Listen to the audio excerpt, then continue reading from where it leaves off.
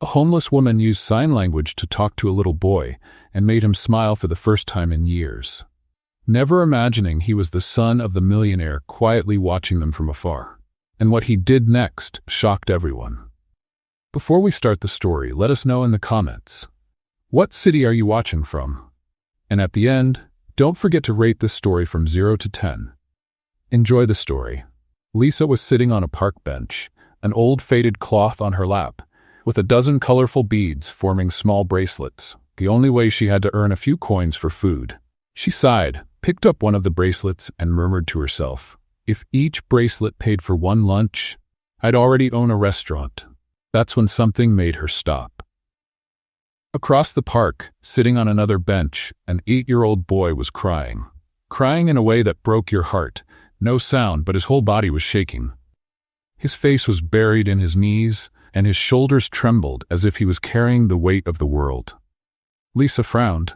Something about that boy felt different. He was wearing expensive clothes, a blue wool coat, clean sneakers, and a digital watch far too big for his small wrist. He wasn't a street kid. He was a kid lost on the inside. Without thinking twice, Lisa stood up, grabbed a bracelet from her pocket, and walked over to him. "Hey, champ," she said in a soft but cheerful voice. "Is this bench big enough for two, or is it reserved for broken hearts only?" The boy lifted his head. His eyes were full of tears, red and swollen, and he stared at her without saying a word. Lisa sat down anyway. "That's okay, I'll just be the sad extra in your drama if you want, but fair warning, I cry ugly, you know, red nose, puffy eyes, total disaster, still nothing, no sound." She tried again. "Did you argue with someone? Skip school? Did something happen?" That's when the boy started moving his hands. Quick, precise motions, but no sound. Lisa blinked, confused, and then her heart started racing. He was using sign language. "Wait, are you talking to me?" she asked, surprised, and quickly responded with trembling hands. "I know a little bit of that too." The boy froze like he'd seen a ghost. "You understand signs?" he asked with unsure gestures. Lisa smiled and signed, "Yes, a little. My mom taught me. She used to say silence is the most honest language in the world." The boy wiped his tears and signed, "I miss my mom." Lisa paused. His silent words echoed loud inside her. "Where is she?" "In heaven," he signed, head down. "She died 2 years ago. Since then, my dad only works. He doesn't talk to me." Lisa's expression softened. His pain was pure, raw. She knelt beside him, letting the beads fall to the ground. "Hey, look at me," she signed slowly. "You're an amazing kid, you know that?" He looked at her, unsure.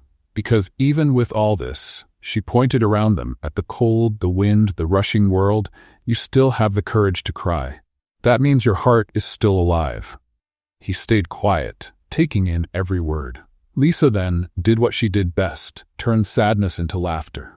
"But seriously, if you keep crying like that, you're gonna attract every pigeon in town. They love drama. Big gossips, they go like this." She started imitating a pigeon bobbing its neck, making silly faces. "Look over there, the fancy coat kid crying in front of the homeless lady." The boy let out a small giggle, half shy, half confused, but it was real. Lisa smiled wide. "There it is. First smile of the day. See? Still works." Meanwhile, across the street, inside a discreet black car, Richard Stanford, the billionaire and the boy's father, was watching everything.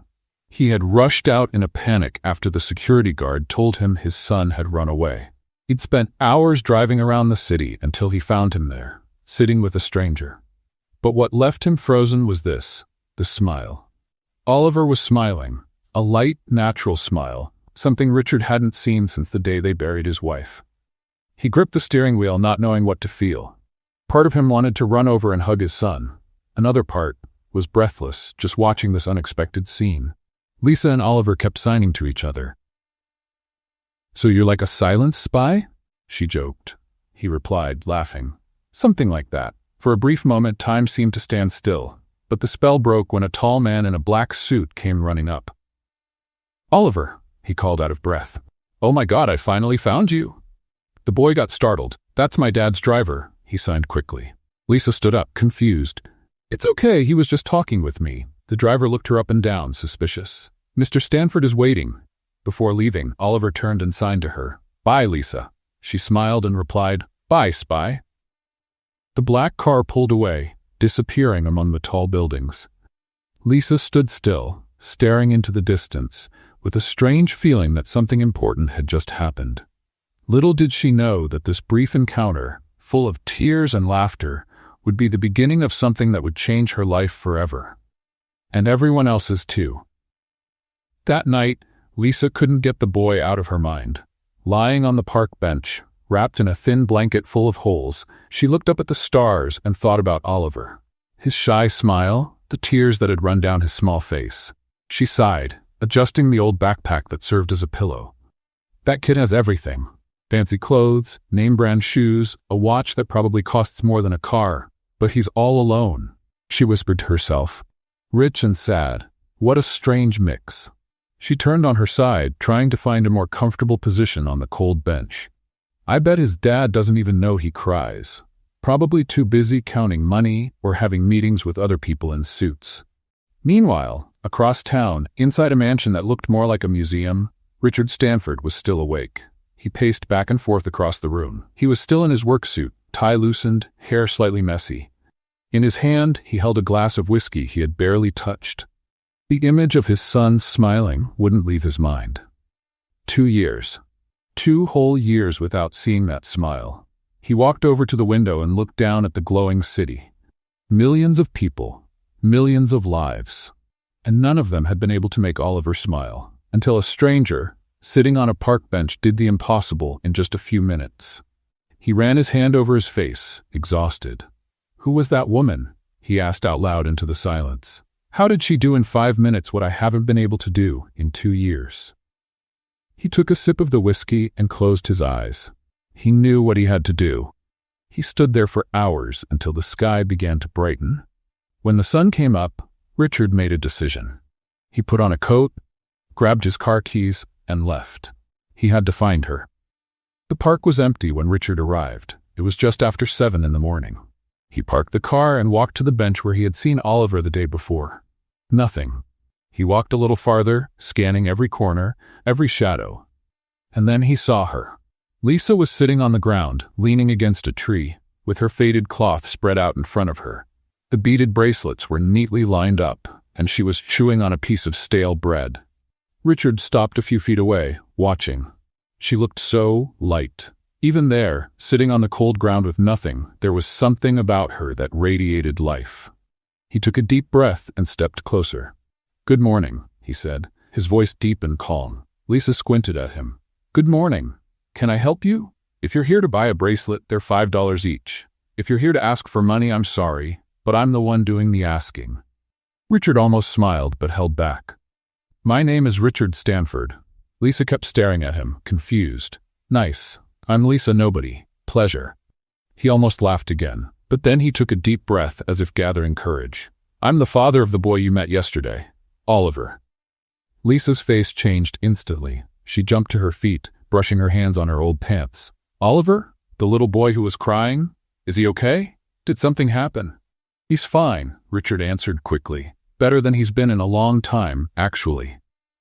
Lisa relaxed a bit, but she was still looking at him with suspicion. "So, what do you want with me?" Richard hesitated. This conversation was harder than he thought. "I wanted to thank you for what you did yesterday." Oliver hadn't smiled in 2 years, not since his mother passed away. Lisa felt a tightness in her chest. "I'm sorry." "And yesterday?" Richard's voice cracked a little. "Yesterday was the first time I saw my son smile again." There was a heavy silence between them. Lisa crossed her arms, but her expression had softened. "He's an amazing kid. He just needed someone to really see him." Richard swallowed hard. Her words hurt more than they should have. "I know," he said quietly. Lisa tilted her head, studying the man in front of her. He looked powerful, important, but also lost. "Let me guess," she said, now with a sharper tone. "You're the kind of dad who works so much he forgets he has a kid at home, right?" Richard stared at her, surprised by her bluntness. "Oh, so you're the busy dad who prefers spreadsheets over hugs." He didn't know what to say. No one had ever spoken to him like that. No one had ever dared. Lisa went on, with no mercy, but every word hit like the truth. "You know what the problem is with people like you? You think money fixes everything. That paying for an expensive school, designer clothes, imported toys, that's love. But it's not. Kids don't want an allowance. Kids want attention. They want you to put down your phone and ask how their day went. They want you to sit on the floor and play, even if it feels silly. They want you to be there. Richard pressed his lips together. Every word hit like a sharp blade. Oliver doesn't need a rich father, she finished, eyes locked on his. He needs a present one.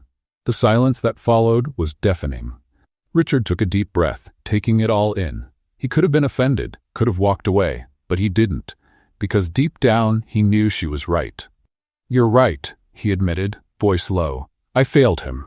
Lisa blinked, surprised. She hadn't expected him to agree. "But I want to change that," Richard went on, looking straight into her eyes. "And I think you can help me." "Me?" Lisa almost laughed. "How? I want you to work at my house. As a nanny. Oliver needs someone like you." Lisa froze. For a second she thought she'd misheard. "Sorry, what? I'm serious." She let out a loud, honest laugh and shook her head. "You've got to be kidding. Did you hit your head on the way here?" "I'm not joking. Look at my resume, pal." Lisa opened her arms, pointing at the bracelets scattered on the ground. "I sell bracelets on the street. I sleep under a store awning. My last steady job was 3 years ago, and I got fired for arguing with the manager. You really want me to take care of your kid?" "Yes." The answer came fast, firm, without hesitation. "But I'm not a nanny. I can barely take care of myself." Richard stepped forward. "You made my son smile. In 5 minutes, you did what I couldn't in 2 years. That's worth more than any degree." Lisa swallowed hard. Part of her wanted to believe him, but the other part, the part that had been let down so many times, told her to be cautious. "And what do I get out of this?" she asked, challenging. "A fair salary, a place to live, meals, and the chance to make a difference in a child's life." Lisa looked at him, searching for any sign of a lie, a trap. But all she saw was honesty. She took a few steps, thinking, biting her lip. "This is crazy." "Maybe," Richard admitted, "but sometimes crazy is the only sensible thing to do." Lisa stopped and looked at him again. "You really think I can help?" "I'm sure of it." She took a deep breath, looking around. The park, the bracelets, the life she knew. It wasn't much, but it was hers. And suddenly, there was someone offering something different. Something impossible. "All right," she said, barely believing her own words. "But if this is some kind of prank, I swear I'll sell bracelets outside your company's front door." Richard smiled for the first time. Lisa picked up her things, stuffed the bracelets into her old backpack, and looked at him with a smirk. "I hope your house has a decent bathroom, because I haven't showered in 3 days and I smell like a wet pigeon." Richard couldn't help but laugh. And just like that, not really knowing what she was getting into, Lisa took the first step toward a whole new life. Richard drove in silence, focused on the road. Lisa looked out the window, watching the city go by. Fancy shops, upscale restaurants, well-dressed people rushing by with brand-name bags. "So," she started, breaking the silence, "is your house far?" "About 20 minutes from here." 20 minutes driving or 20 minutes walking? Driving. Lisa let out a low whistle. "Wow, I could walk all day and still not leave my block." Richard chuckled briefly but said nothing. She kept looking out the window, but the anxiety started to build. What was she doing? Getting into a stranger's car, going to a house she didn't know, to care for a child she'd just met? "Hey," she said, turning to Richard, "just so you know, if you're some kind of crazy kidnapper, I can scream really loud, and I bite too." Richard nearly choked on his own breath. "I'm not a kidnapper." "That's exactly what a kidnapper would say." He shook his head, trying to hide a smile.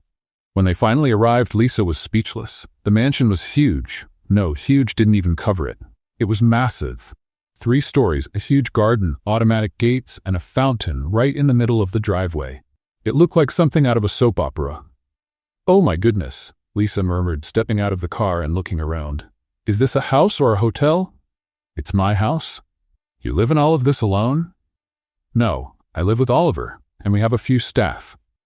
Lisa did a full circle, taking in every detail. "You could fit about 50 people in here, easy." Richard locked the car and motioned for her to follow. "Come on, I'll show you the inside." As soon as the main doors opened, Lisa felt like she had stepped into another world. The floor was polished marble. A giant chandelier hung from the ceiling. Wide stairs looked like they belonged in a castle, and the paintings on the walls probably cost more than she could earn in 10 lifetimes. She stopped in the middle of the entrance hall. slowly turning around. Is this for real? Do people actually live here or just visit on special occasions? Before Richard could answer, a middle-aged woman appeared from one of the hallways. She wore a spotless uniform, her hair pulled back into a tight bun, and had an expression that could freeze water. "Mr. Stanford," she said formally, "I wasn't aware you'd be bringing company." Richard turned to Lisa. "This is Helen, the housekeeper." Lisa waved and smiled. "Hi, Helen. Nice to meet you. I'm Lisa." Helen looked her up and down, examining every detail. The worn-out clothes, the old backpack, the scuffed sneakers. Her nose wrinkled slightly, as if she had caught a bad smell. "Nice to meet you," she said, without a trace of warmth. "Lisa will be working here," Richard explained. "She's going to be Oliver's new nanny." A cold silence followed. Helen blinked, as if she wasn't sure she had heard correctly. "Nanny?" she repeated, barely hiding her disbelief. "That's right." Helen opened her mouth to say something, but held back. Instead, she forced a polite smile. "Understood. I'll prepare a room for her." "Thank you, Helen." The housekeeper walked away, but not before throwing one last sharp glance at Lisa. "I don't think she liked me very much," Lisa said as soon as Helen disappeared down the hall. "Don't mind her. Helen's tough with new people." "Tough or just unfriendly?" Richard didn't answer. At that moment, a door opened upstairs and Oliver came running down the steps. When he saw Lisa, his face lit up. He rushed down the last few steps and stopped in front of her, signing quickly and excitedly. Lisa smiled and replied in sign language. "Hey, champ, did you miss me?" Oliver nodded eagerly, again and again, then hugged her. A tight, sincere hug full of relief. Lisa felt her chest tighten. It had been so long since someone hugged her like that. Like she mattered. All right, she said, gently stroking the boy's head. "I'm here now." Richard watched the scene from a distance, and for the first time in a long while, he felt something warm in his chest, something he no longer knew how to name. In the days that followed, Lisa and Oliver settled into a routine. Every morning, after breakfast, they'd sit in the living room and make up games. Simple games, made only with gestures and laughter. "See that vase over there?" Lisa signed, pointing to a very expensive porcelain vase in the corner of the room. "I bet it costs more than a car." Oliver laughed and signed, "Way more. So let's pretend it's the king of the room, and we have to bow every time we pass by it." She stood up and made an exaggerated bow to the vase, and Oliver burst out laughing. The two of them spent the whole morning greeting furniture like royalty. In the afternoon, they invented a mime show. Lisa pretended to be a living statue, and Oliver tried to make her laugh. He made silly faces, danced in a funny way, pretended to trip. And every time she laughed, he celebrated like he had won a prize. Richard watched everything from a distance, hiding behind the office door, and for the first time in years, he smiled. A real smile, one that came from inside. But not everything was perfect. One afternoon, while Lisa was helping Oliver with a giant puzzle in the living room, Helen showed up. She carried a tray with tea, but the look she gave Lisa was anything but friendly. "Tea, miss," she said, setting the tray on the table with more force than necessary. "Thank you, Helen." The housekeeper stood there watching. Lisa tried to ignore it, but her presence felt heavy, uncomfortable. "May I ask you something?" Helen said after a long silence. Lisa looked up. "Sure. Where are you from?" "From the Central Square." "Why?" Helen crossed her arms. "And before that?" Lisa frowned. "Before that, I lived in lots of places. Why do you ask?" Helen gave a cold smile. "I just want to understand what kind of person Mr. Stanford brought into this house." The tone was clear, accusing, suspicious. Lisa stood up slowly, meeting the housekeeper's eyes. "The kind of person who's doing the job no one else here could." Helen narrowed her eyes. "Be careful, girl," she said in a low, threatening voice. "People like you don't last long around here." Lisa felt a chill run down her spine, but didn't let it show. Instead, she smiled. "Then I better enjoy it while it lasts, right?" Helen turned around and left the room, without saying another word. Oliver, who had watched everything in silence, signed. "Is she mean?" Lisa shook her head and signed back. "No, she's just afraid of losing her place." But deep down, Lisa knew it was more than fear. It was a threat. And she needed to stay alert. Because in that big, quiet, luxurious house, something was hidden. Something she couldn't see yet, but could feel in the air. and Lisa wasn't sure if she was ready to find out what it was. The next morning, Lisa woke up early. The room Helen had prepared for her was bigger than any place she had ever slept in. The bed was soft, the sheets smelled like lavender, and there was even a window with a view of the garden. Still, she had trouble sleeping. She was used to street noise, cold wind, and the hardness of a park bench. She got up, put on the cleanest clothes she had, and went downstairs to the kitchen. There, she found Oliver sitting at the table, stirring a bowl of cereal absent-mindedly. Lisa walked over and signed. "Good morning, champ. Did you sleep well?" He nodded yes, but his eyes were distant. She sat next to him and watched for a moment.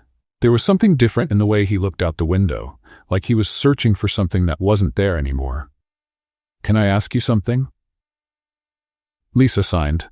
Oliver turned to her. "Do you think about your mom a lot?" The boy's face changed. He lowered his eyes and nodded slowly. Lisa took a deep breath. She knew she was stepping into sensitive territory, but felt it was something she needed to do. "You know what I used to do when my mom died?" she signed gently. "I used to talk to her, even though I knew she wasn't here anymore." Oliver looked up, curious. "I'd talk about my day, the funny things that happened, how I was feeling. And you know what I found out? That talking to her made me feel less alone." Oliver sat quietly, thinking about every word. Lisa smiled and went on. "Want to learn a special way to talk to her?" He nodded yes, eagerly. "Then come with me." The two of them went out to the garden. The morning sun lit up the flowers, and the air was fresh and clean. Lisa pointed to the sky and began to sign. "Every time you want to talk to your mom, look up at the sky and sign, like you're sending her secret messages. It can be anything, a hi, a miss you, or even a silly joke." Oliver looked up at the sky, hesitating. "Try it," Lisa encouraged him. He took a deep breath, raised his hands, and made a simple sign. "Hi, Mom." Lisa felt her eyes sting, but held back the tears. "Perfect. Now tell her something that happened today." Oliver thought for a moment and then signed to the sky. "Today I met Lisa. She's funny. I think you'd like her." Lisa had to look away, too moved to hide it. When she pulled herself together, she smiled at the boy. "I'm sure your mom is listening, and I bet she's smiling too." They stayed there for a few more minutes, Oliver signing to the sky, and Lisa beside him, respectfully silent. On the other side of the garden, hidden behind one of the windows, Richard was watching. He had come downstairs to get coffee and ended up seeing the whole scene. He couldn't hear what they were saying, but he saw the gestures, saw the way Oliver looked up with hope in his eyes. And for the first time since he buried his wife, Richard felt that maybe there was a way back into his son's heart. The next few days were different. Lisa started teaching Oliver new ways to connect with his mom. They wrote little letters and let the wind carry them, drew stars on paper, and wrote her name on them, hummed songs she used to play on the piano. Richard started joining them too. At first he was shy, clumsy, but little by little he opened up. He sat with them in the garden, listened to Oliver talk about his mom, and even tried a few basic signs. One evening, after putting Oliver to bed, Richard found Lisa in the living room, flipping through an old photo album. "Thank you," he said, standing in the doorway. Lisa looked up. "For what?" "For giving me my son back," she smiled, closing the book. "He's always been here. You just had to look." Richard walked over and sat in the armchair next to hers. "You're amazing, you know that?" Lisa shrugged. "I just do what anyone with a heart would do." There was a warm silence between them. Then Richard sighed. "I have to go to an important dinner next week with some business people. It's a formal, boring thing, but it has to be done. Good luck with that." "The thing is, I need to go with someone." Lisa gave him a sideways look. "And?" Richard hesitated. "And I was thinking, would you like to go with me?" Lisa nearly choked. "Me? You must be out of your mind. Hit your head or something. I'm being serious."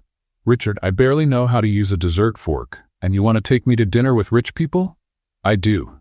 "Why?" He went quiet for a moment, like he was trying to find the right words. "Because you're real, and I need someone real by my side." Lisa shook her head, laughing nervously. "This is crazy." "Maybe, but you already said yes to one of my crazy ideas before. Why not say yes to another?" She looked at him, searching for any sign he was joking. But he wasn't. "Okay," she finally said, "but if I mess something up, it's your fault." Richard smiled. "Deal." The week flew by. Lisa spent her days with Oliver and her nights nervous, thinking about the dinner. When the big day finally came, Helen showed up in her room with a dress. "Mr. Stanford asked me to bring you this." It was a simple dress but elegant, emerald green with a cut that flattered without overdoing it. Lisa held it up, stunned. "He bought this for me?" Apparently. Helen left without saying anything else. When Lisa came down the stairs that evening, she was unrecognizable. Her hair was down, the dress fit perfectly, and she wore light makeup that made her eyes stand out. Richard was waiting in the entryway, adjusting his watch. When he saw her, he froze mid-movement. His heart skipped a beat. His hands got sweaty. He couldn't breathe for a second, just stared. He didn't know she could look even more beautiful. He didn't know he'd feel that way. "You look," he began but couldn't finish. "Ridiculous?" Lisa said, stepping down the last few steps. "Beautiful," he corrected, still breathless. She blushed. "Oh, please. I look like a giraffe in high heels." Richard laughed, but he couldn't take his eyes off her. "Shall we?" The dinner was at an upscale restaurant in downtown Manhattan. White tablecloths, crystal glasses, and a pianist playing in the background. Lisa felt completely out of place, but tried to hide it. Richard introduced her to the businessmen at the table. They were polite, but there was something in their eyes, something judgmental. One of them, a man in a gray suit with a gray beard, looked Lisa up and down and commented in a low voice, but loud enough to hear, "Interesting choice of company, Stanford. Where'd you find her?" "In the gutter?" The table went silent. Lisa felt her blood boil. Richard opened his mouth to say something, but she was quicker.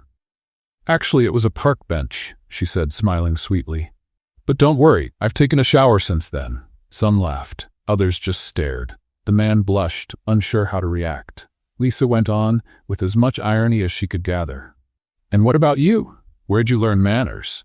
Because clearly it wasn't a very good place. The table burst out laughing. Even Richard, trying to stay composed, let out a genuine laugh. The rest of the dinner went smoothly. But the next day, everything blew up. A photo of Lisa next to Richard at the restaurant leaked online. Within hours, it was everywhere. And the media had no mercy. The CEO's homeless date. From the streets to a billionaire's arm. Richard Stanford's new flame raises eyebrows. Lisa saw the headlines on the phone Richard had lent her. Every word felt like a knife. Richard tried to control the damage. He called his team, asked them to take down the posts, but it was too late. The internet doesn't forget. When he found her in the garden, she was sitting on a bench, staring into space. "Lisa, I'm leaving," she said without looking at him. "No. This isn't for me, Richard. I don't belong in this world. You belong by my son's side, and that's all that matters." She finally looked at him, her eyes full of tears. "They called me a homeless woman. So what? You're more than any of them will ever be." Lisa shook her head and stood up. "I need to think." Before he could say another word, she went inside, leaving Richard alone in the garden, heart aching and scared of losing her. 2 heavy days passed in silence. Lisa barely left her room. She stared out the window, thinking, trying to figure out where she fit in this world that didn't feel like hers. Oliver knocked on her door several times, asking her to play, but she just smiled and said she needed to rest. Richard had also tried to talk, but she always found a reason to leave the room. On the second night, Lisa made a decision. She waited until everyone was asleep. The house was quiet. Only the ticking of the wall clock echoed through the halls. She grabbed her old backpack, stuffed the few things she had inside, and looked around the room one last time. The place was beautiful, comfortable, safe, but it wasn't hers. Before leaving, she found a piece of paper and a pen in the drawer. With a trembling hand, she wrote, "I wasn't born to live in a castle. Thank you for everything. Take good care of Oliver. Lisa." She left the note on the bed, grabbed her backpack, and tiptoed down the stairs. Her heart was pounding, like she was doing something wrong, but she knew it was the right thing to do. For her, at least. She slowly opened the front door, praying it wouldn't make a sound. It worked. She stepped into the yard, crossed the gate, and disappeared into the early morning darkness. When Oliver woke up, the first thing he did was run to Lisa's room. He knocked on the door, but there was no answer. He slowly opened it and found the room empty. The bed was neatly made, and on top of it, a piece of paper. He picked up the note and read it. He didn't understand every word, but he understood enough. Lisa was gone. Panic took over. He ran down the hallway, stumbled down the stairs, and rushed into the office where Richard was working.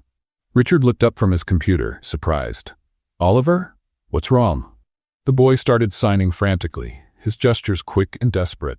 "Lisa, she's gone. I need to find her." Richard felt the floor fall out from under him. He jumped up, grabbed the note Oliver was holding, and read it quickly. No. He crumpled the paper in his hand, his heart racing. Oliver kept signing, tears streaming down his face. "Dad, please, I need her." Richard looked at his son, saw the desperation in his eyes, and something inside him broke. He picked up the phone, called his assistant, and said something he had never said before.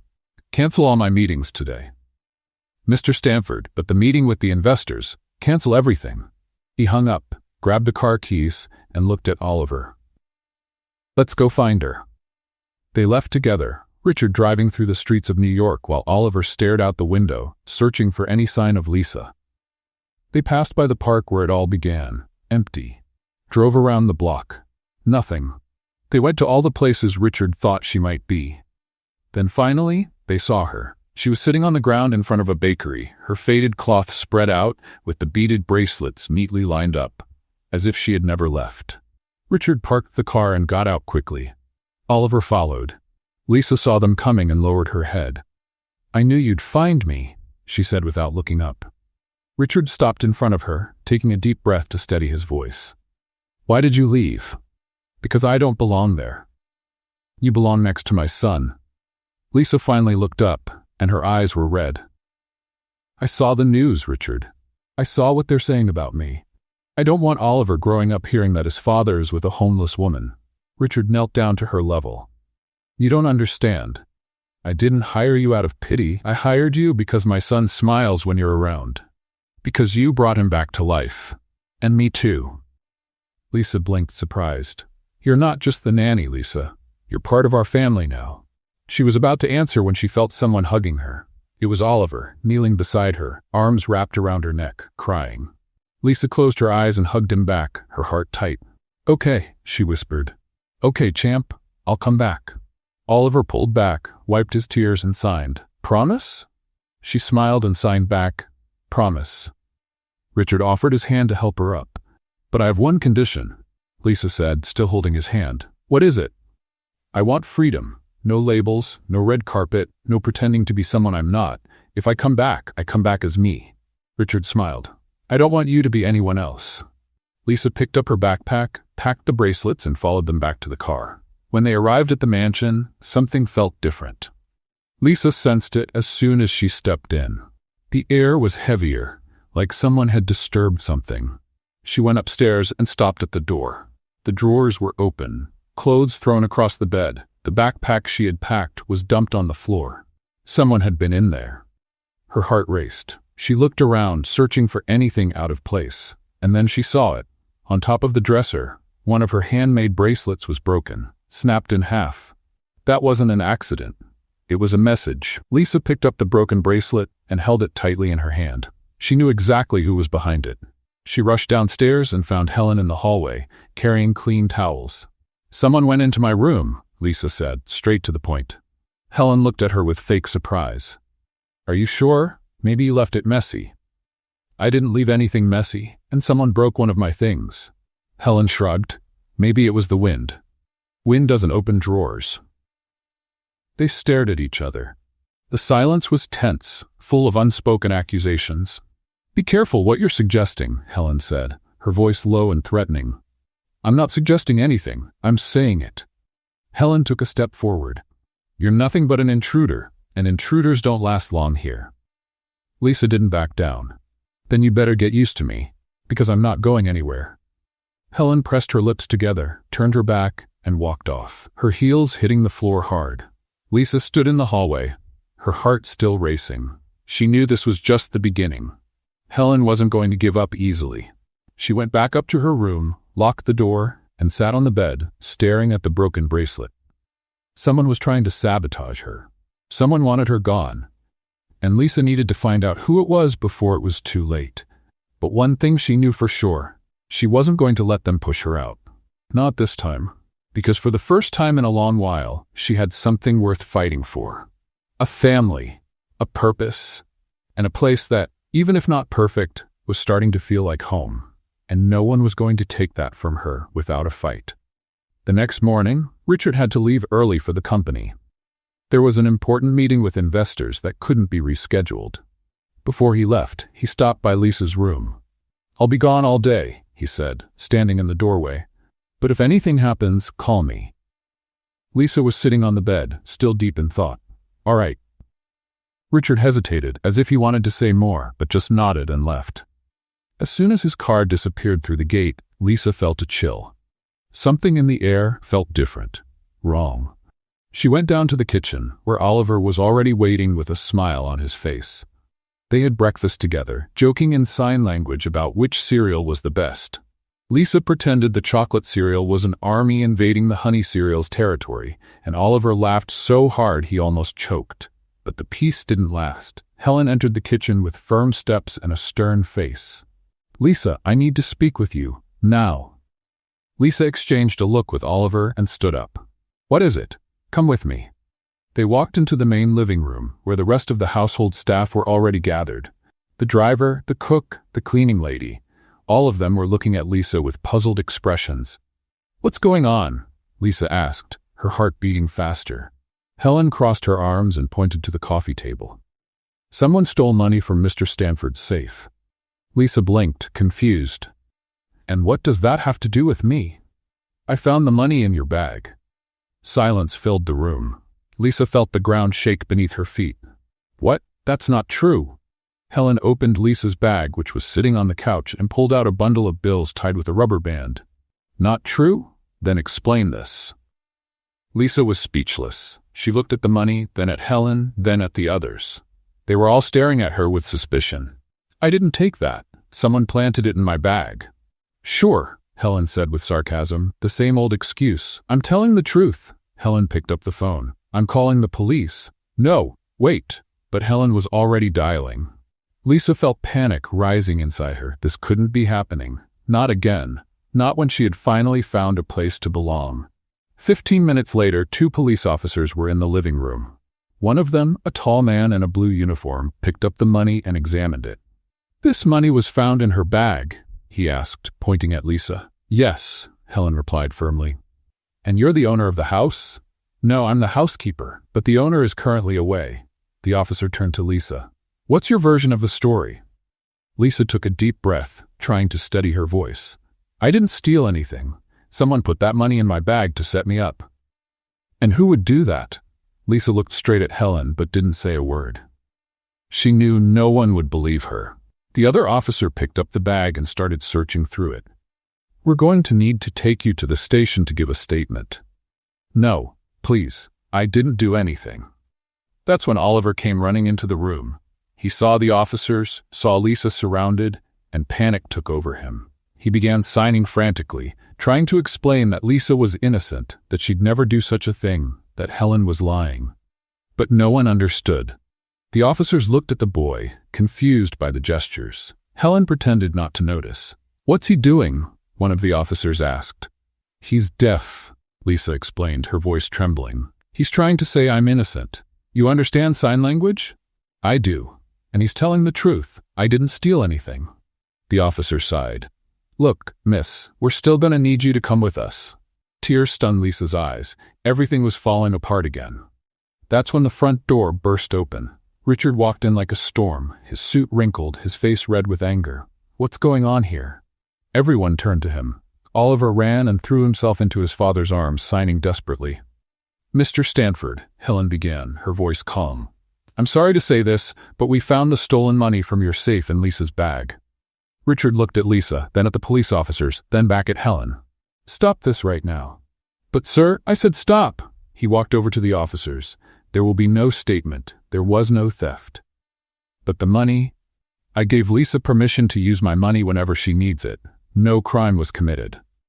Helen turned pale. "But sir," Richard cut her off with a cold stare. "Wait here." He left the room and went straight to the office. 2 minutes later, he came back holding a tablet. "I want everyone to see this." He opened the security camera app and played the video. The footage clearly showed Helen entering Lisa's room, opening her bag, and putting the money inside. The silence that followed was deafening. Helen tried to speak, but no words came out. "Can you explain this?" Richard asked, his voice dangerously low. It was a misunderstanding." "Misunderstanding? You set her up. You tried to ruin the life of an innocent person." Helen stepped back. "Please, Mr. Stanford. You're fired. I want you out of my house within the hour." "No, please, I've worked here for 10 years. And you threw it all away out of jealousy." Richard turned to the officers. "I'm sorry for the trouble. As you can see, there was no theft. It was a setup." The officers exchanged looks and put away their notepads. "We understand. Sorry for the inconvenience." They left, and Helen, her eyes filled with tears, went upstairs to pack her things. Lisa stood frozen in the middle of the room, still trying to process everything. Richard walked toward her slowly. "Are you all right?" She shook her head, tears finally streaming down her face. "I can't take this anymore. I can't stand being humiliated again." "I know. And I'm sorry. I think I should leave." Richard took her hand, firm but gentle. "Please stay." "Richard, I need you here, and not just because of my son." Lisa looked up, surprised. There was something different in the way he looked at her, something that went beyond gratitude. The mood shifted. The air between them felt warmer, heavier. Richard stepped closer, and Lisa didn't move away. They stood there, eyes locked, hearts beating in sync. Then Richard's phone rang. He closed his eyes in frustration, but answered. "Hello?" The voice on the other end was tense, urgent. "Mr. Stanford, we have a problem. The company is under investigation for corruption. The FBI just arrived." Richard felt the blood drain from his face. "What?" "They're seizing documents. They say there's evidence of tax fraud and money laundering." "That's impossible." "Sir, you need to come back now." Richard hung up, his face pale. Lisa touched his arm. "What is it?" He looked at her, and for the first time, Lisa saw fear in his eyes. "My company is being investigated for corruption." And in that moment, Lisa realized the storm was just beginning. Richard ran out of the mansion without even saying a proper goodbye. Lisa stood in the living room, listening to the sound of his car disappearing into the distance. Oliver tugged at her sleeve, signing, "What's going on?" Lisa knelt down and signed back, "Your dad has a problem at work. But everything will be okay." She wasn't sure she believed her own words. In the hours that followed, the news exploded. Every TV channel was talking about the scandal. Richard Stanford's company was being investigated for financial crimes. There were suspicions of fraud, forged documents, embezzled money. Lisa watched it all on the living room television, her stomach in knots. The images showed Richard entering the company building, surrounded by lawyers and reporters. Camera flashes exploded in his face. Microphones were shoved in front of him. "Mr. Stanford, is it true you diverted millions of dollars? How long has this fraud been going on? Do you have a statement?" Richard didn't say a word. He just walked into the building, his face grim. Lisa turned off the TV, unable to watch anymore. Oliver sat beside her, staring at the dark screen. "Is my dad guilty?" he signed. "No," Lisa answered firmly. "Your dad is a good man. Someone's lying." In the days that followed, things only got worse. The newspapers printed more and more aggressive headlines. Richard's reputation was being torn apart, company stock dropped sharply, clients canceled contracts, and worst of all, Oliver started having trouble at school.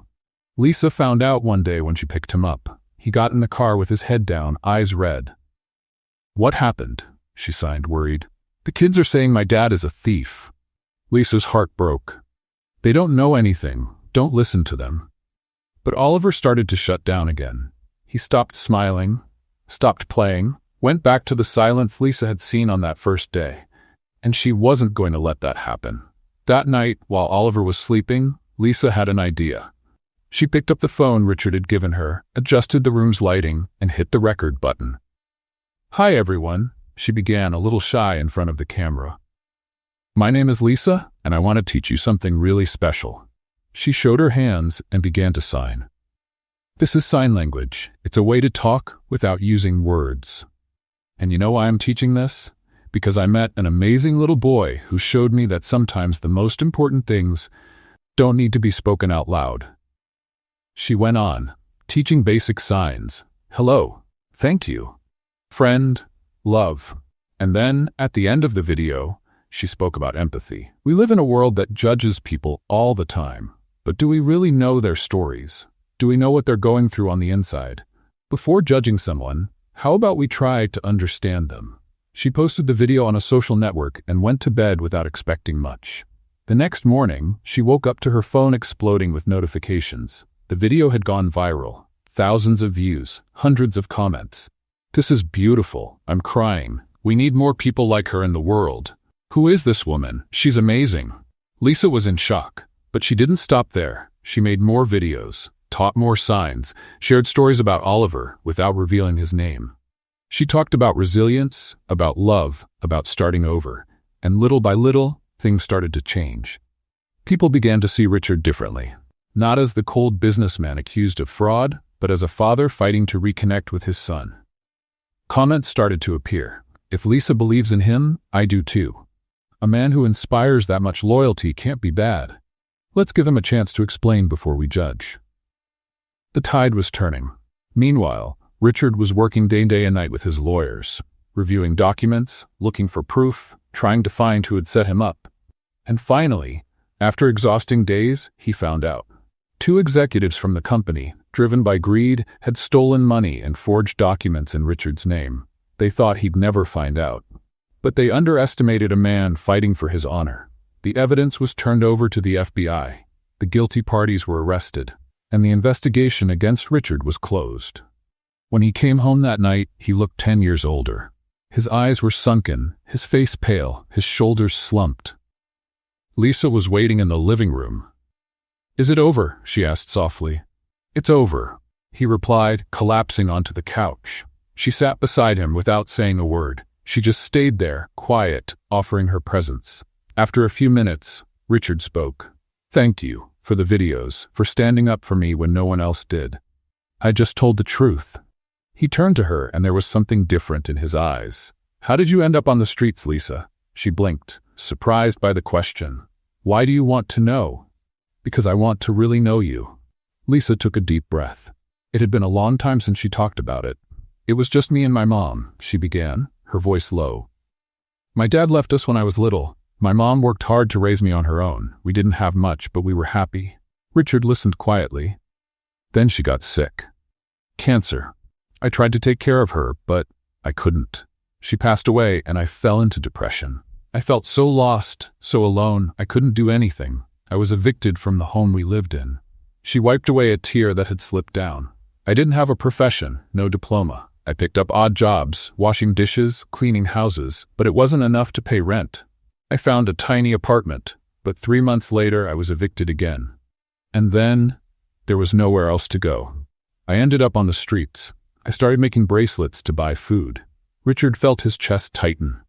Without thinking, he pulled her into a hug, a tight hug, full of unspoken things. "You're the strongest person I know," he whispered. Lisa buried her face in his shoulder and let the tears fall. When they pulled apart, their faces were close, very close. Richard looked into her eyes, then at her lips, and before he could think twice, he kissed her. Lisa kissed him back. The kiss was soft, gentle, full of feeling. When they pulled away, she was out of breath.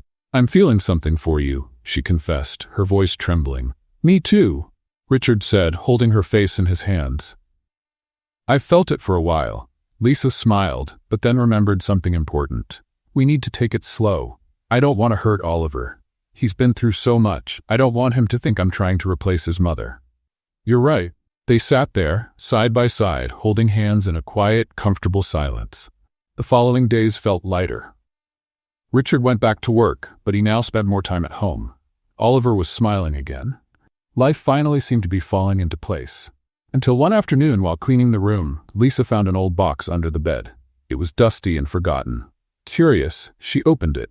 Inside were old documents from Richard's company. Contracts, receipts, payroll forms. Lisa was about to close it when something caught her eye. A name. A name she knew very well. Rebecca Thompson. Her mother. Her heart skipped a beat. She grabbed the document and read it.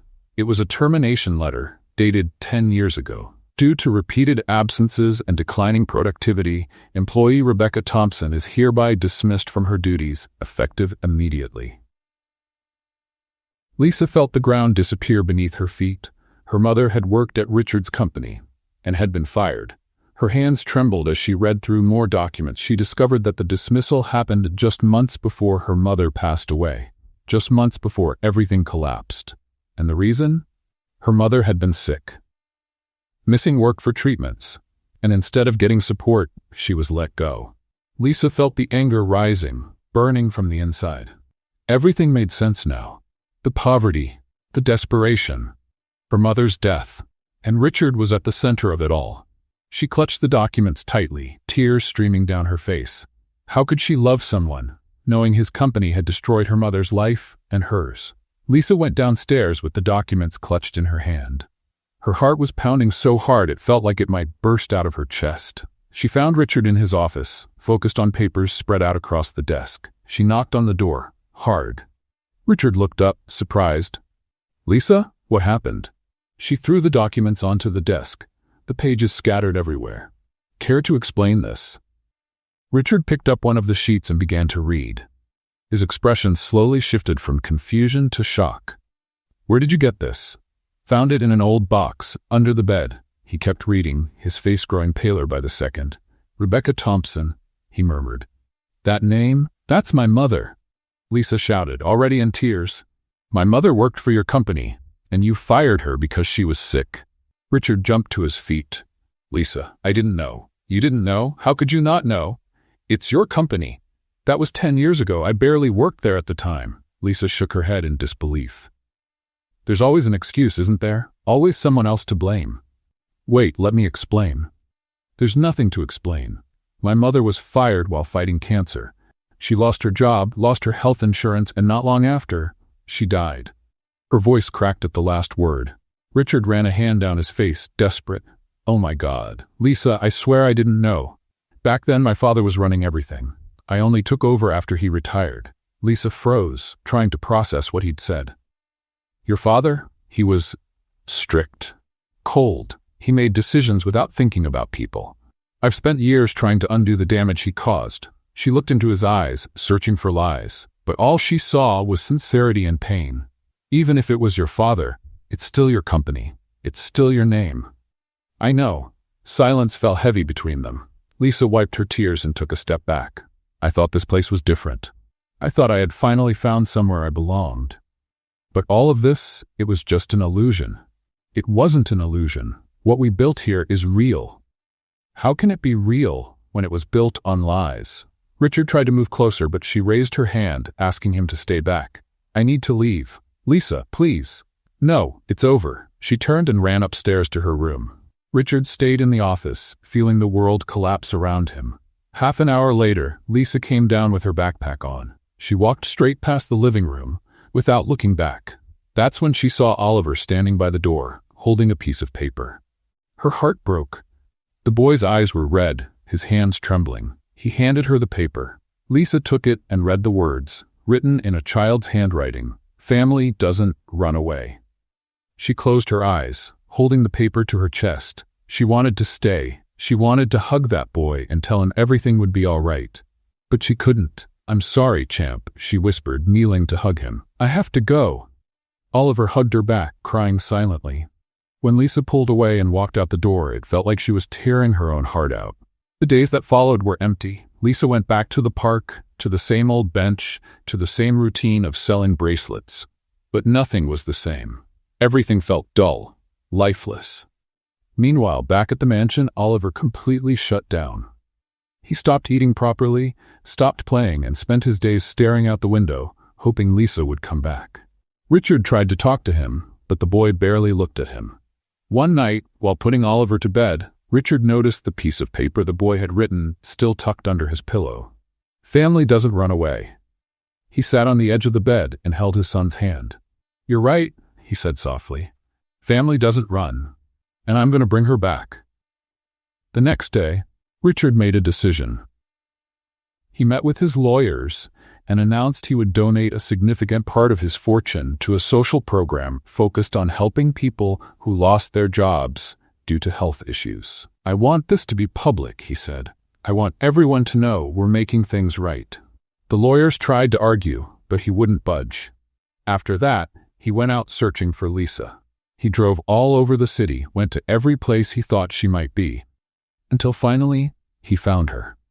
But she wasn't at the park. She was at a small community center in Brooklyn, surrounded by children. She was teaching sign language, using exaggerated gestures that made the kids laugh. Richard stood at the door, watching. Even after everything, even with a broken heart, she was still helping others. Lisa turned and saw him. Her smile disappeared. She said something to the children and stepped out the side door, heading straight to the street. Richard ran after her. "Lisa, wait!" She walked faster, but he caught up. "Please just listen to me." "I don't have anything to listen to. I donated part of my fortune to a social program to help people who were unfairly fired because of health issues, like your mother." Lisa stopped but didn't turn around. "I can't change the past," Richard went on, his voice tight. "I can't bring your mother back, but I can try to do better from now on, and I need you for that." She finally turned, tears streaming down her face. "Why? Why me?" "Because you taught me how to be better. Because you brought my son back to me. Because I love you." Lisa's eyes widened. "Don't say that." "It's the truth. I love you, Lisa. And I know I messed everything up, but please, give me a chance to make it right." She shook her head, overwhelmed, emotional, not knowing what to say. That's when they heard the sound. An engine revving. Tires screeching on the pavement. Lisa turned and saw a car speeding toward her, out of control. There was no time to react. Richard shouted and tried to pull her out of the way, but it was too late. The car came to a sudden stop, tires smoking, and halted just inches from her. Lisa fell to the ground, her heart racing, her body shaking. Richard dropped to his knees beside her, holding her tightly. "Are you okay? Are you hurt?" She shook her head, still in shock. The driver got out, pale as a sheet. "Oh my God, I'm so sorry. The brakes failed. I couldn't stop." Richard helped Lisa to her feet, and the two of them stood there, holding each other, breathing deeply, trying to process what had just happened. "You almost died," Richard whispered, holding her close. Lisa buried her face in his shoulder and for the first time in days let herself feel. The fear, the relief, and something else, something she had tried to deny, but it was there, strong and real. She still loved him, and maybe, just maybe, there was a way back. When Lisa opened her eyes, the first thing she saw was a white ceiling, then fluorescent lights, and finally the steady beep of a monitor beside her. Hospital. She blinked, trying to understand what had happened. Her head hurt. Actually, her whole body hurt. She turned her face and saw Oliver sitting in a chair, his eyes fixed on her. When he realized she was awake, his face lit up. He started signing quickly. "You're awake? You're okay." Lisa gave a faint smile and tried to sign back, but her arms felt heavy. "Easy, champ. Slow down." Oliver moved closer to the bed and gently held her hand like she might break. "Don't leave," he signed, eyes full of tears. "Please don't leave again." Lisa's heart tightened. She squeezed his hand back. "I won't." That's when she noticed someone else in the room. Richard was standing near the window, arms crossed, looking exhausted. It seemed like he hadn't slept in days. When their eyes met, he slowly walked over. "How are you feeling? Like I got hit by a truck, or almost did." He gave a faint smile. "The doctor said you were lucky, just a few scrapes and a scare, nothing serious." "Lucky? I nearly got flattened in front of a community center." Richard chuckled softly, and Lisa realized how much she had missed that sound. He pulled up a chair and sat beside the bed, gently holding her hand. "You gave me the biggest scare of my life. Sorry, I didn't mean to." There was a quiet pause. Oliver carefully climbed onto the bed and lay down next to Lisa, resting his head on her shoulder. Richard looked at the two of them and felt his chest tighten with emotion. "You taught me how to hear what silence screams," he said softly. Lisa raised her eyebrows and laughed. "That was way too poetic for a man in a suit." "I learned from the best." She smiled, and for the first time in days, she felt like maybe things could fall back into place. In the days that followed, while Lisa recovered in the hospital, something unexpected happened. A local reporter showed up in her room, along with a cameraman. "Lisa Thompson?" he asked, excited. Lisa looked at him, suspicious. "Who's asking?" "My name is Tom Harris. I'm a reporter with Channel 7. I saw your videos teaching sign language. They went viral." "Viral?" "Millions of views. People are loving it. You're becoming a symbol of resilience and inclusion." Lisa blinked, confused. "A symbol? I was just teaching signs. But you did it in such a human, honest way. People connected with it. We want to do a story about you." Richard, who had been sitting quietly in the corner of the room, stood up. "She's recovering. This isn't the time for interviews. Just 5 minutes. I promise we won't tire her out." Lisa looked at Richard, then at the reporter. "It's all right. 5 minutes." The interview was short but meaningful. Lisa talked about Oliver, how learning sign language changed her life, and about empathy and inclusion. When the segment aired that night, the response was overwhelming. Social media blew up. Lisa gained thousands of followers. Supportive messages poured in from everywhere. "You inspired me to learn sign language. My daughter is deaf, and I've never seen anyone talk about this with such care. The world needs more people like you." But along with the attention came pressure. 2 days later, while Lisa was still in the hospital, a man in a suit walked into the room. He was tall, tan, with very white teeth and a rehearsed smile. "Lisa Thompson!" "Finally," he said, extending his hand. "My name is David Klein, executive producer at Network Plus." Lisa shook his hand, unsure. "Nice to meet you. I'm here with a proposal that could change your life." Richard, who was helping Oliver with homework in the corner, looked up, instantly alert. "What kind of proposal?" Lisa asked. David pulled up a chair and sat down, full of energy. "We want to turn your story into a reality show. Picture this. From the streets to stardom, Lisa's journey. We follow your life, your sign language lessons, your relationship with Oliver, everything." Lisa's eyes widened. "A reality show about me?" "Exactly. You're authentic, inspiring, real. The audience will love it." Richard stood up and crossed his arms. "She's not doing that." David looked at him, surprised. "With all due respect, Mr. Stanford, I think that's her decision. And I think you're trying to take advantage of someone in a vulnerable position." "Take advantage? I'm offering her an opportunity." Lisa raised her hand, interrupting. "All right, both of you, let me think." David smiled, confident. "Of course. Just don't take too long. We have others interested in the slot." He left a business card on the table beside her bed and walked out. When the door closed, Richard turned to Lisa. "You're not going to accept that, are you?" "Why not?" "Because those shows destroy people. They edit everything, twist the story, and turn your life into a circus. Or it could be a chance to reach even more people, to teach signs to millions." Richard shook his head. "This isn't about teaching. It's about ratings, about money." Lisa sighed, tired. "Richard, I spent my whole life being invisible, and now for the first time people are paying attention. Maybe that's a good thing. Or maybe it's a trap." She looked at him. "You don't trust me to make this decision." "I trust you. I just don't trust them." Oliver, who'd been watching silently, signed, "What are you two arguing about?" Lisa smiled and replied in sign language, "Just boring adult stuff." He laughed. That night, alone in the hospital room, Lisa picked up David's card and stared at it.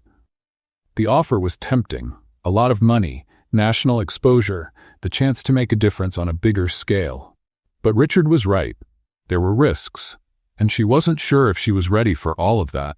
She put the card in the drawer and closed her eyes, trying to rest. But sleep didn't come easily. The decision weighed on her, and deep down, Lisa knew that whatever choice she made would change everything. For better or worse, she didn't know yet. But one thing was certain. Her life would never be the same. 3 days later, Lisa was discharged from the hospital. She returned to the mansion, but the atmosphere had changed. Tense. Richard barely spoke to her, and every time the subject of the reality show came up, he changed the topic. One morning during breakfast, David Klein called. "Lisa, how's your recovery going?" "Getting better." "Great, because I have amazing news. I got $1 million contract approved for you. $1 million for a full season of the reality show." Lisa nearly dropped her glass of juice. "$1 million? That's right. You deserve it, sweetheart. Your story's going to inspire the whole country." Richard, who was reading the newspaper across the table, immediately looked up. "I need to think about it," Lisa said nervously. "Of course, but don't take too long. The offer expires in 48 hours. She hung up and found Richard staring at her. $1 million? He asked, in a tone she couldn't quite read. "That's what he said." Richard folded the newspaper and tossed it on the table. "And you're thinking of accepting it?" "Maybe." "Lisa, that's crazy." "Crazy is turning down $1 million. He stood up, running a hand through his hair. You don't understand. These shows will tear you apart. They'll take your story and turn it into cheap entertainment. Or maybe they'll give me a platform to make a real difference. Difference? They just want ratings. They'll edit everything and make you look ridiculous. Lisa stood up too, upset. Do you think I'm ridiculous? No, but they'll make it seem like you are. Maybe you're just afraid I won't need you anymore once I have my own money. The words came out harsher than she intended. Richard froze, as if she had slapped him. Is that really what you think of me? Lisa looked away, regretful. I don't know what to think. Richard grabbed his car keys. Do whatever you want, Lisa, but don't say I didn't warn you. He walked out, slamming the door. Oliver, who had been quietly watching the whole thing, signed to Lisa. Did you two fight? She sighed and replied, Grown-ups are complicated, champ. That afternoon, Lisa called David and accepted the offer. 2 days later, she signed the papers.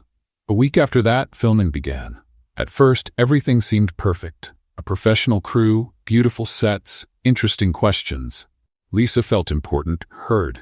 But little by little, she started noticing strange things. The questions got more and more invasive. The writers kept pushing certain parts of the story. Talk more about how hard life was on the streets, the director would say. Try to cry a little, if you can. I didn't cry that much, Lisa would answer. But we need to move the audience. Then came the day of the live show, a 2-hour special telling Lisa's full story. The studio was packed, the audience excited, cameras everywhere. Lisa was backstage, wearing an outfit she didn't choose, when she heard the show's intro. Tonight, the inspiring story of a woman who went from the streets into the arms of a billionaire. Lisa Thompson, the homeless woman who won New York's heart. She froze.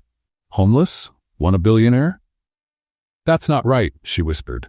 The stagehand gave her a gentle nudge. It's time. Let's go. Lisa walked onto the stage to loud applause.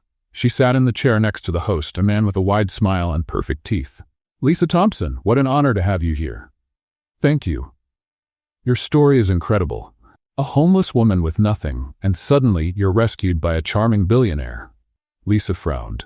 That's not exactly what happened. Of course it is. You were selling bracelets when Richard Stanford found you and changed your life. He didn't change my life. I changed my life. The host laughed, like she'd told a joke. Such humility. But we all know that without him, you'd still be on the streets. Something inside Lisa snapped. She looked at the cameras, at the audience, at the monitors showing her face close-up, and she saw exactly what Richard had warned her about. They were turning her story into a fairy tale. The poor girl rescued by the rich prince. No, she said firmly. The host blinked. Excuse me? Lisa stood up. No, this is wrong. Lisa, please sit down, we're live. I know we're live, and that's exactly why I need to speak. She turned to the cameras, took a deep breath, and began. You want to hear my story? I'll tell you the truth. I lived on the streets, I went hungry, I slept out in the cold. But you know what I never was? A victim waiting to be saved. The audience went quiet. No one saves anyone. That idea that we need a hero to pull us out of the hole, that's a lie. We heal when someone believes in us. When someone sees our worth. Richard didn't save me. He saw me, he gave me a chance, but I did the work. She pointed at the camera. And if there's anyone out there going through a hard time, hear this. You don't need a billionaire. You need an opportunity, and someone who believes you're capable. Because you are. Tears were streaming down her face now. I'm not the beggar who got saved. I'm the woman who stood up, and no one can take that away from me. She took off the lapel mic and placed it on the table. Thank you for the opportunity, but I'm not going to be part of a story that isn't mine. And she walked off the stage. The audience burst into applause. The host was speechless. The producers were panicking backstage. But Lisa didn't care. She grabbed her things and left the studio. On the other side of the city, at the mansion, Richard was watching everything on TV. Oliver was next to him, both of them glued to the screen. When Lisa gave her speech, Richard felt a tightness in his chest. Her words echoed inside him, touching places that had been closed off for years. My God, he whispered. I love this woman. Oliver looked at his dad and smiled, signing, I knew it. Richard jumped to his feet. Where are you going? Oliver signed. To get her. He grabbed the car keys and ran out. He drove through the streets of New York like a madman, heart racing. He didn't know exactly where she'd be, but he had a hunch. And he was right. When he got to the park, he saw her, sitting on the same bench where it had all started, looking up at the sky. Richard parked and got out slowly. He walked up to her, hands in his pockets. "Mind if I sit?" Lisa looked at him, eyes still red, and nodded yes. They sat in silence for a moment, just feeling the night breeze. "I saw your speech," Richard finally said. "And it was the most amazing thing I've ever seen." Lisa laughed, wiping her tears. "I ruined everything. I walked off in the middle of a live taping." "You didn't ruin anything. You were honest." He turned to her, taking her hand in his. "You were right. I never saved you. You saved me. You taught me what really matters. You taught me how to be a father again. You taught me how to love again." Lisa felt her heart race. "Richard, I love you, Lisa. And it's not because you're a symbol or an inspiration. It's because you're you. Funny, stubborn, brave. You make me want to be better." She smiled, tears returning, but this time they were happy tears. "I love you too, you idiot." He laughed and pulled her into a kiss. A long, deep kiss, full of promises. When they pulled away, Lisa leaned her forehead against his. "So now what?"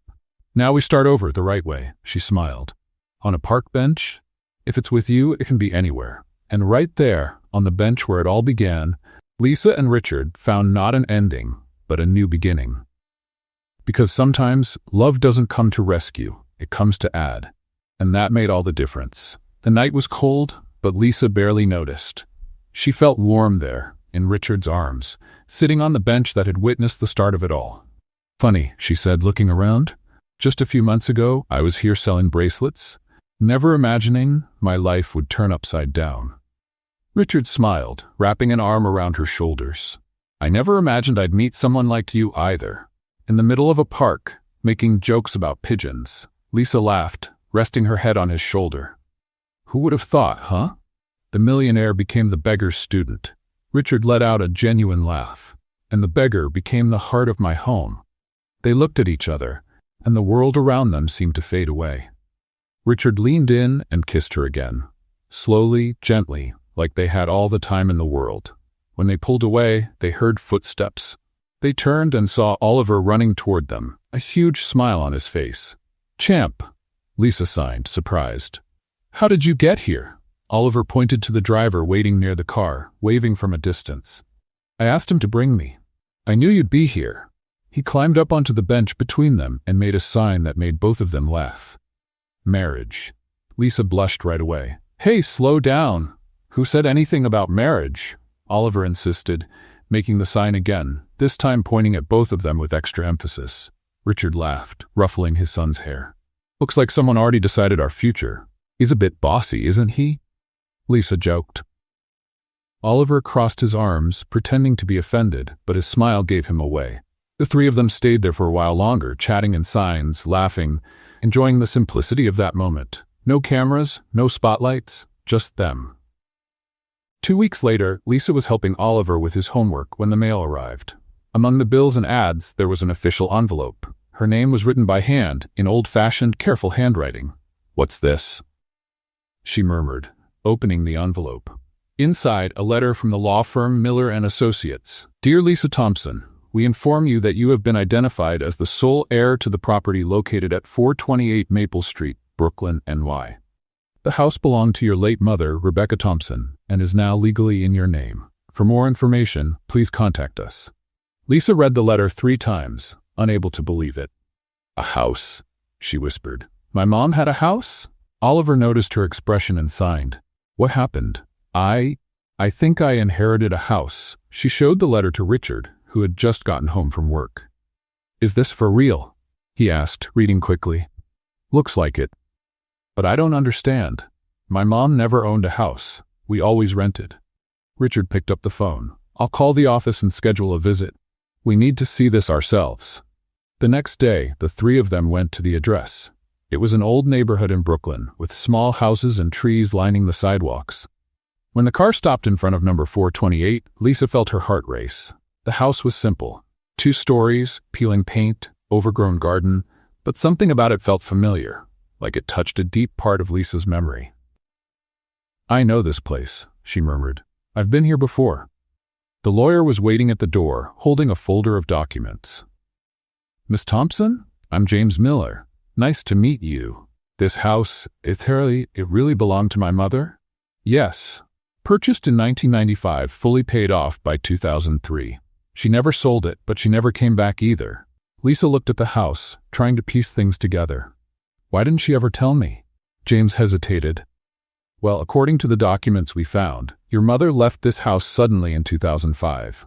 There are police reports involving domestic violence. Lisa's legs felt weak. Violence? Yes. Your father, Daniel Thompson, was arrested several times for assault. Your mother fled the house with you, who was 5 at the time, and never came back. She probably kept the property as a backup, but never returned out of fear of being found. Lisa covered her mouth with her hand as tears began to fall. I didn't know. I barely remember anything from that time. Richard held her hand tightly. Your mother protected you. She did what she had to do. James handed her the keys. The house is yours now.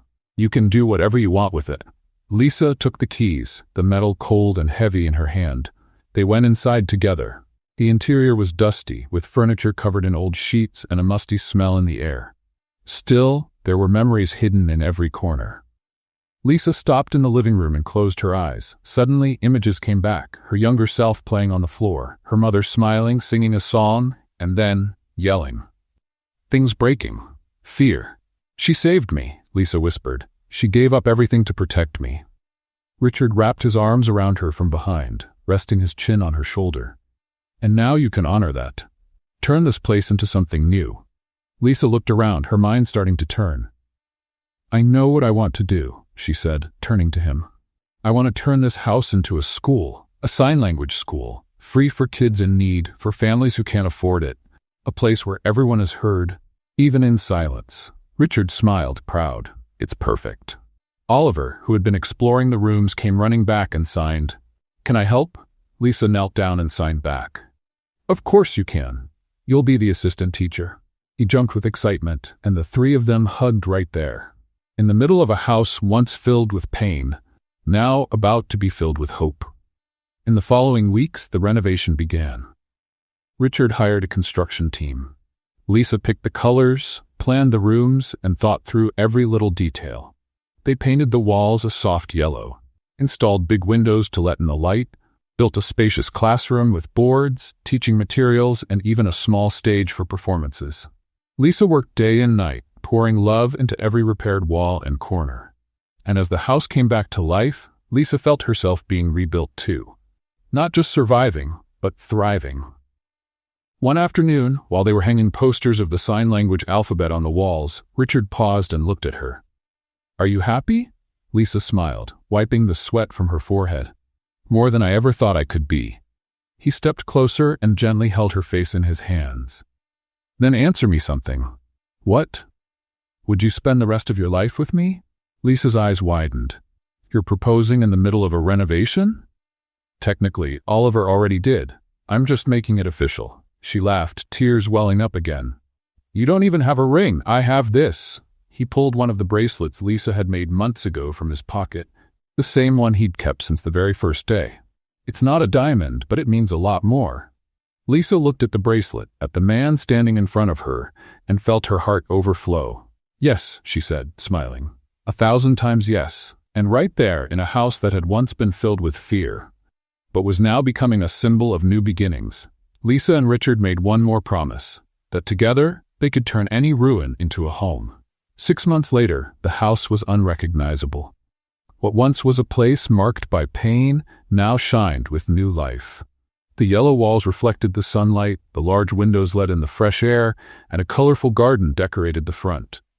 At the gate, a hand-painted wooden sign read, Hope Sign School. Everyone is welcome here. It was opening day. Dozens of people gathered in the garden. Children ran across the lawn, parents chatted excitedly, and the local press was there to cover it all. Lisa stood in the middle of the crowd, wearing a simple peach-colored dress, her hair loose in the wind. She was smiling so much her cheeks already hurt. Richard walked up behind her and wrapped his arms around her. Nervous? A little. What if no one wants to learn? He pointed to the dozens of people around them. I think that fear already passed. Lisa laughed and turned to him. Thank you. For believing in me. For making this possible. I just gave the money. You gave it the heart. Oliver came running over, holding the hand of a girl his age. She also used sign language, and the two were excitedly talking with their hands. Dad, Lisa, this is Julia. She's deaf like me. Lisa crouched down and greeted the girl in signs. Hi, Julia, welcome. The girl smiled shyly and replied, Thank you. I've never had a teacher who spoke my language.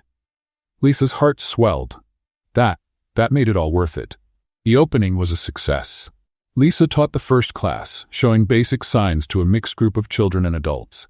At the end, everyone applauded, and she knew without a doubt she was exactly where she was meant to be. When night fell and the guests had gone, Lisa, Richard, and Oliver stayed in the garden, resting on plastic chairs. Tired? Richard asked. Exhausted, but happy. Oliver was lying on the grass looking at the stars. Suddenly, he sat up and signed something. Dad, when are you going to propose to her for real? Richard almost choked on his water. What? You gave her a bracelet. That's not a real proposal. You need a ring on one knee, the whole thing. Lisa burst into laughter. He's right. Richard looked at the two of them, stunned. Did you two plan this? No. Lisa and Oliver replied at the same time, one with signs, the other with his voice. Richard shook his head, but he was smiling. Okay, you win. 3 weeks later, on a sunny Saturday, Richard asked Lisa to go for a drive. Where are we going? She asked as he drove. It's a surprise. They arrived at the same park where it all began. Lisa looked around, confused. Why are we here? You'll see. He led her to the bench, and that's when Lisa noticed. There were balloons tied to the trees, flower petals scattered on the ground, and Oliver standing in the middle of it all, holding a sign. Lisa read the sign and burst out laughing. She said yes once. Let's try again with witnesses. You two are ridiculous, Lisa shouted, laughing so hard she could barely breathe. Richard knelt down in front of the bench and pulled a small box from his pocket. Lisa Thompson, you are the most amazing, funny, stubborn, and brave woman I've ever met. You changed my life, my son's life, and the lives of dozens of people. You taught me how to listen, how to feel, how to truly love. Will you marry me? For real this time? Lisa wiped away her tears, still laughing. With a ring and everything? With a ring and everything. She held out her hand, trembling. Yes, of course, yes. Richard slipped the ring on her finger. It was simple, delicate, perfect. They kissed while Oliver clapped and cheered. 2 months later, the big day arrived. The wedding would take place in the school garden, a place that represented everything they had built together. The decorations were simple but beautiful. Lights hung from the trees, wildflowers in vases, white chairs arranged in rows. A small wooden altar was draped with light fabrics. Lisa was in one of the school's rooms, adjusting her dress. It was white, light, with delicate lace on the shoulders. Nothing fancy, but perfect for her. There was a knock on the door. Come in. Oliver walked in, wearing a tiny suit that made him look like a miniature grown-up. He stopped and looked her up and down, his eyes wide. You look beautiful, he signed. Thank you, champ. You look very handsome, too. He laughed, then made another sign. Ready to be my mom? Lisa felt her eyes sting. She knelt down in front of him and held his small hands. I felt like your mom for a long time.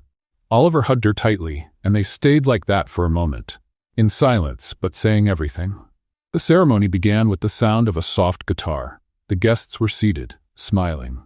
Lisa walked down the improvised aisle, no veil, no grand entrance, just herself.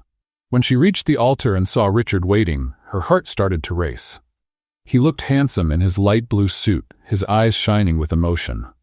The officiant began the ceremony, but before the formal words, Oliver stepped forward and came up to the altar. He signed to the audience, and someone translated aloud, "Love speaks all languages. It doesn't need sound to be heard. It doesn't need words to be understood. My dad and Lisa taught me that. And today, I'm the happiest person in the world because they're becoming a real family." The audience was moved. Some people were openly crying. Lisa looked at Richard and signed, just for him. Now you've learned how to listen with your heart. He smiled, eyes full of tears, and returned the same sign slowly, carefully. The officiant continued, and when it was time for the vows, Lisa spoke first. Richard, I spent so much time thinking I needed to be saved, but you showed me that I've always been strong. You didn't save me, you saw me, and that changed everything. I promise to love you, to support you, and to remind you every day that you are so much more than you think. Richard wiped away a tear and began. Lisa, you came into my life like a storm. You turned everything upside down, and thank God for that. You pulled me out of my comfort zone, made me laugh again, taught me how to be a real father. I promised to listen to you, always, with my ears, my eyes, and most of all, with my heart. Oliver brought the rings on a small cushion, beaming with pride. They exchanged rings, and when the officiant said, "You may kiss the bride," the audience erupted in applause. The celebration was simple. Live music, homemade food, and heartfelt laughter. There was no luxury, but there was plenty of love. Lisa and Richard danced their first song in the middle of the garden, under lights gently swaying in the breeze. "Happy?" he asked, spinning her slowly. "More than I ever thought possible." Oliver joined the dance, and soon others did too. Children ran between tables, adults chatted excitedly, and everything felt just right. Later, as the night wore on and the guests began to leave, Lisa and Richard sat on a bench in the garden, looking at the stars. "We did it," she said, resting her head on his shoulder. "We did. From living on the streets to owning a school, from being alone to being married. Who would have thought, huh?" Richard kissed her forehead. "I always knew you were special." "Liar. You thought I was crazy." He laughed. "Maybe a little, but it was exactly the kind of crazy I needed." They stayed there in silence, holding hands, watching the garden lights go out one by one.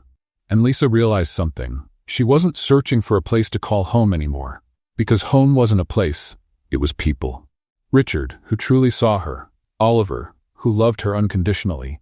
And that school, born out of pain, now blooming with hope. A love born from silence. An ending in forever. What did you think of Lisa and Richard's story?